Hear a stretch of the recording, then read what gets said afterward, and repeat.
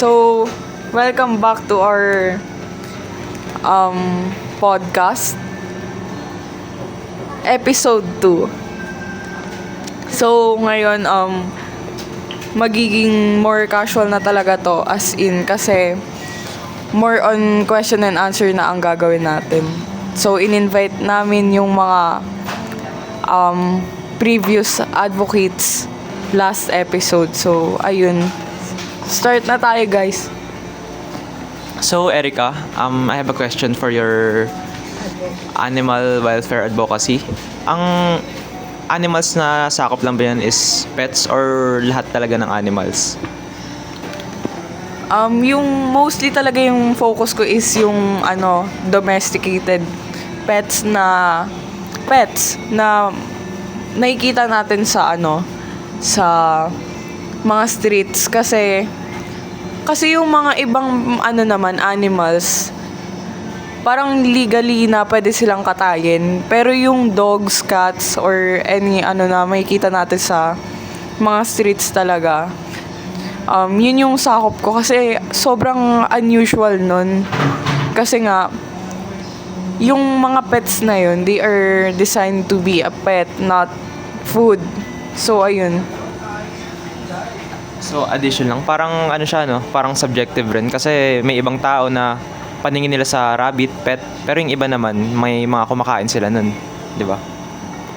Siguro kasi may parang marami ring naniniwala na may more nutrition kang makukuha dun sa mga rabbits na ibang domesticated. And I think naman kaya nga maraming nagbebenta nun kasi ina-allowed nila.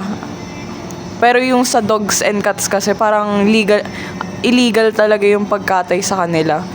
Ayun. So, ayun nga, kagaya nung aso, tinatawag siyang, man's best friend. So, ba't mo nga ba papatayin?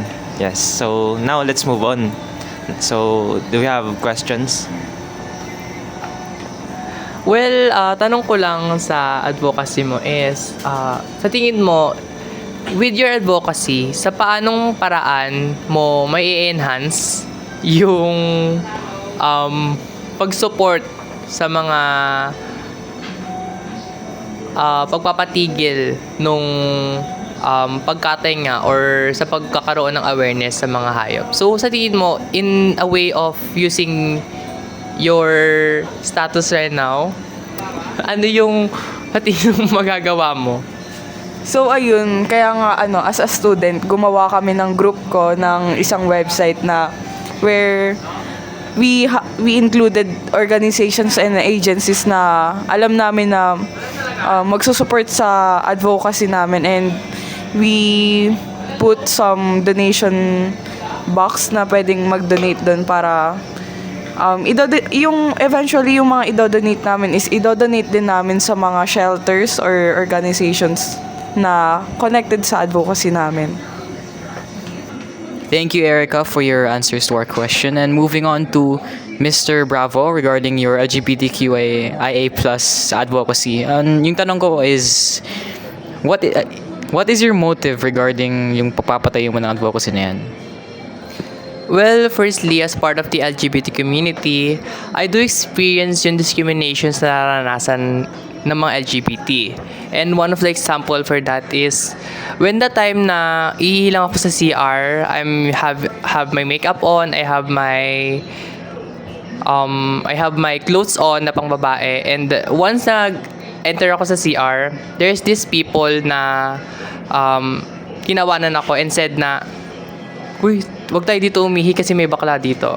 And that really touches me na, so bakla, hindi pwedeng makisabay or humihi. Hindi ba lahat ba ng bakla sisilipan sila? So by that, napaisip ako na, bakit ganun yung pagtingin nila sa akin? Wala naman ako ibang masamang gustong gawin sa kanila. And to this advocacy, gusto kong ma-implement or ma-empower yung LGBT na they should have their own rights. They should have an equal opportunity when it comes into education or such other systems. Kasi kung titingnan natin, we're in the era na kung saan people should have an equal and voices to one another. And by that, with my advocacy, I could implement or I could help the status of the LGBT community to stand up and to empower the expression and acceptance. Thank you. Parang additional question lang. So, you said you're a part of LGBT. Parang, may I ask if, out of the context pero, do you know why, parang, aside from gay or lesbians, bakit parang mas marami pang, sa LGBT, di ba? Parang, aside from gay and lesbians, so let's say, bisexual, so, why is there ganyan? If you know lang naman. Siguro, if you would ask me kung bakit, you mean ba sa dami or bakit dumadami sila? Well, for me, siguro, it's about, hindi siya inborn So, possibly, it could be an influence, di ba? Sabihin natin, this person is madami siyang kapatid na babae. So, may possibly na sabihin natin na na-act siya as kumilos na pambabae. And some naman na yung iba is na mostly nakakapasok or ang focus nila sa mga kaibigan nila is yung experiences nila na parang nahahawa sila when it comes to that. And siguro ayun yung nagiging cause. That's why siguro dumadami. And for some reason, hindi naman siguro doon lahat nakafocus. But rather, it's just an expression na they deserve to express themselves kasi we are embodied na to be diverse and different to one another. Thank you. Addition ko lang sa sagot ni Dennis kasi I know as time goes on, syempre nakikilala natin yung sarili natin and dun parang yun nga, parang habang tumatagal yung taon, mas maraming nagiging part ng LGBTQ since siguro mas more nakikilala nila yung sarili nila kaya nadidiscover nila na part pala sila ng ganun. Ayun. So, thank you for that wonderful answer. Now, let's move on to another question for another advocacy. So, thank you. So, move on na tayo sa last na advocate. So, welcome, Mr. Tan. So, ang advocacy mo is about sa child abuse awareness. Ano yung nag-push sa'yo kung bakit mo, ito yung napili mong i-advocacy? Naranasan mo ba to nung bata ka or naranasan ng relative mo? Pwedeng hindi sagutin, pwedeng ipas yung question if personal masyado. Hindi naman ako na-experience ng child abuse pero as a big brother naman po, I can't help but look at the perspective of my little brother. Malaki naman yung age gap namin ng brother namin from na born siya when I was already 13 years old. So medyo malaki yung gap namin and I can't just help but be a protective big brother. So yun nga, parang nakikita ko lang that his behavior and the way he acts is directly it mirrors the surroundings kung ano meron sa kanya. Kasi napapansin ko kapag may ginagawa ako, hindi na napipigil na gawin niya rin kasi yun yung nakikita nila. So parang imagine ko lang is paano if abuse yung kanilang naranasan at an early age, yun yung nakita nila and yun, of course it would reflect on their act, their ideologies, the way they think, yung mga actions nila. And it would just parang nagtatanim ka ng something that would sprout as the age of the individual gets older, because as they say na nga, yung childhood mo is what sets the foundation for your adolescence. And kapag na-reflect mo na na-set na yung mga foundation mo, that yan yung environment na experience mo, edi mahirap na yung baguhin kung malaki ka na. And yun yung nakasanayan mo na yung physical abuse. That's it. So, additional question lang. So, I was also a victim of that violence when I was a kid. So, my question to you is, how do you plan to address that issue?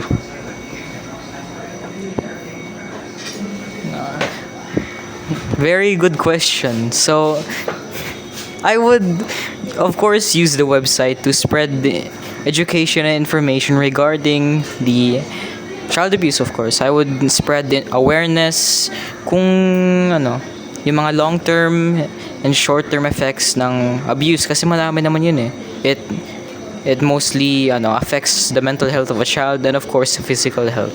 And by doing so, I would like conduct seminars, yung pagbibigay ng mga information regarding that so that maging aware yung mga ibang tao that yung mga ginagawa ng iba is wrong talaga. And no one should really inflict violence to a child. And ayun din, alam po.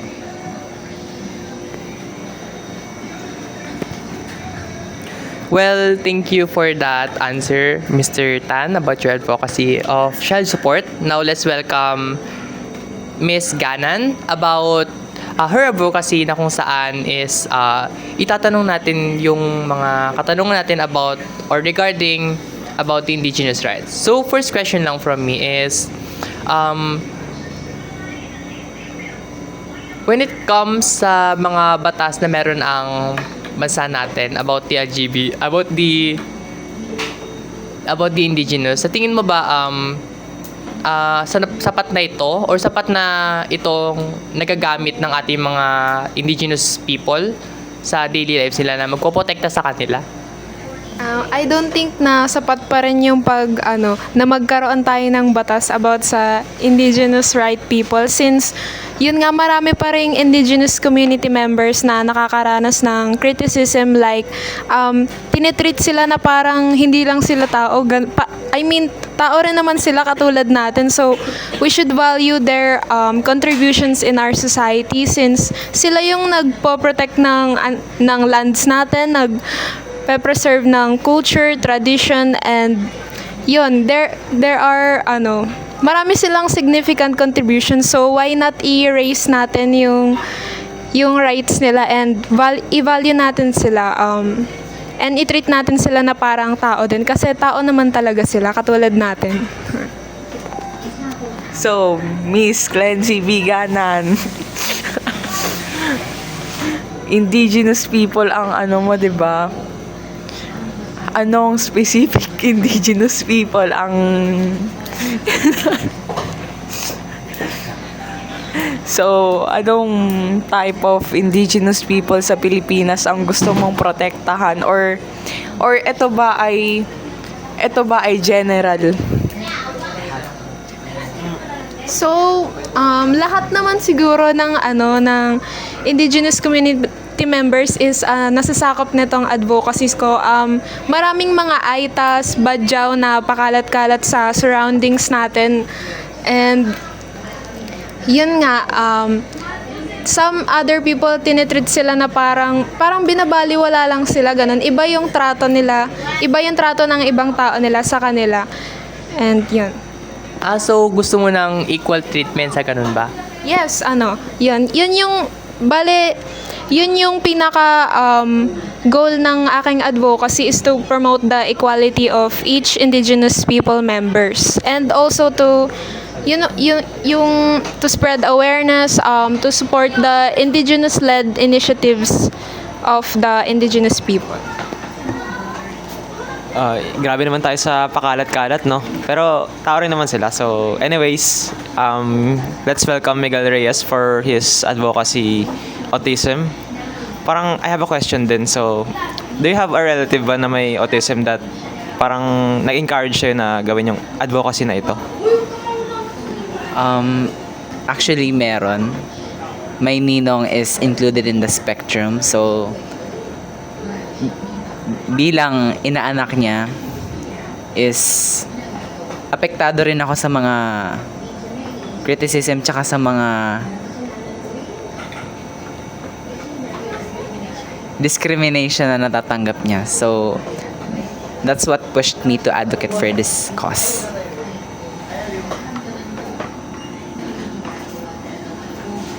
So, next question is, what set this issue apart? No, what set the autism issue apart from the other issues na yun nagpapili sa'yo kung bakit yun yung pinili mo?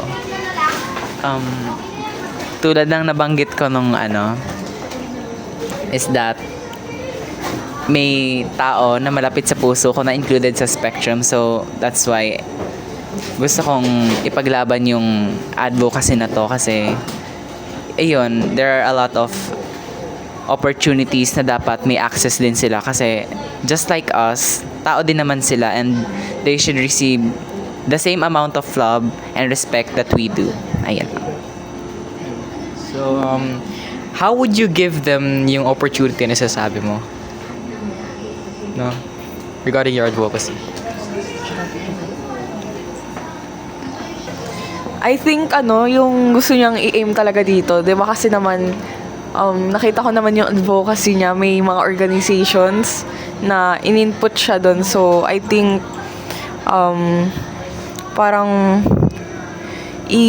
ilalapit niya yung mga ganitong cases sa mga agencies or organizations na pwedeng tumulong sa mga ganitong tao na to. And I think naman ang aim talaga niya is magkaroon ng equal opportunity rin sa ganitong may mga abilities. So, and correct ko lang kanina, parang sinabi niyang about sa disability. So, this is ability, not disability. Ayun kasi yung most, parang tama ba? Parang kasi, Tama. Yes. parang stereotype tayo na parang, kasi, parang, for me lang parang pag sinasabi kasing may ganito silang disability, parang siguro na-affect din yung mental nung mga may ganitong ability. Ability ba? Or disability? Ano ba talaga? Special needs na lang.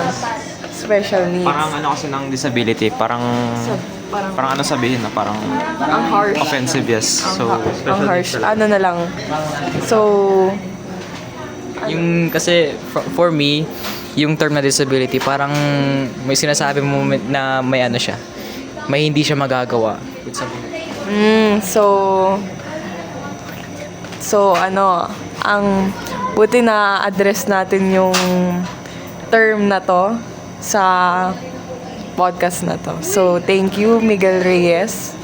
And so, our next advocacy is about environmental conservation na si Mr. King Lares Prudente, ang creator or advocate ng advocacy na to. So, ang question ko is,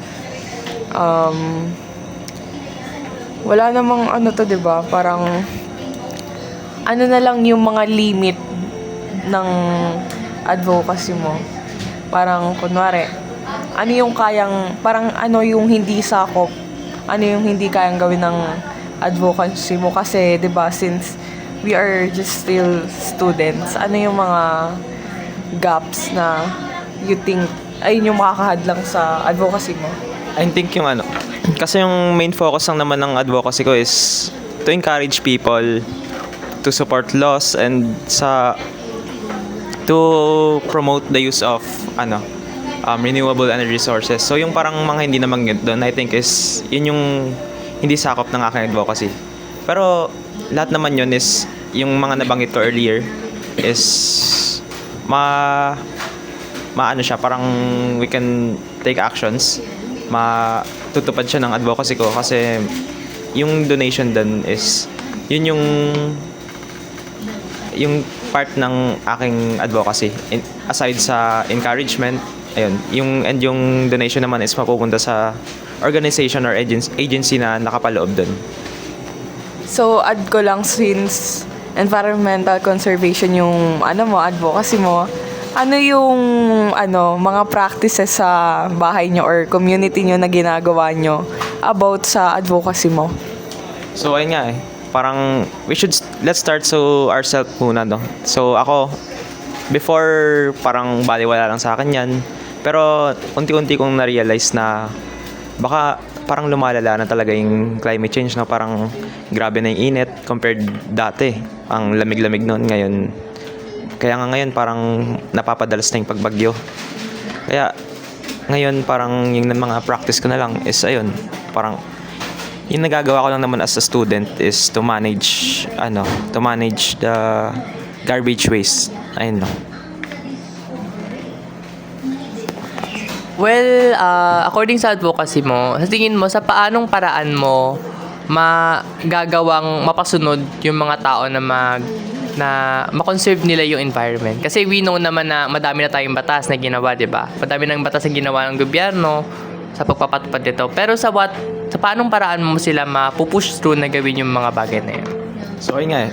Parang magiging aim lang nun is I hope na magka-contribute yung advocacy ko to parang magka-contribute siya para parang makarating siya sa audience niya. So parang words is power. Parang it depends sa how you persuade people. Parang kung paano mo siya parang napapakita sa kanila na grabe na talaga yung lala ng climate change sa atin. Yes, yung effects nun. Parang, kasi di ko alam kung baka totoo nga rin yung lulubog na yung mga ibang isla dito sa Pilipinas. Tas ayun, parang dahil sa natutunan na glacier, di ba? Ayun, dahil sa init. Thank you for that wonderful answer, King. So, for me, ang takeaway ko sa sinabi niyo is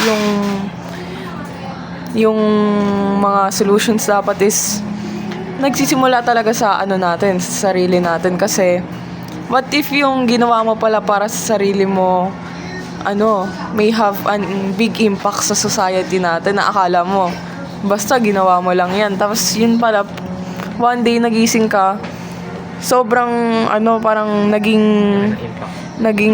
Yes, ang laki na ng impact sa iyo. Kasi hindi lang naman ikaw nasasakupan yan eh. Buong mundo talaga. Kasi kung anong ginagawa mo, ganun din yung ginagawa ng ibang tao. Kaya let's start to ourselves talaga. so, ayun.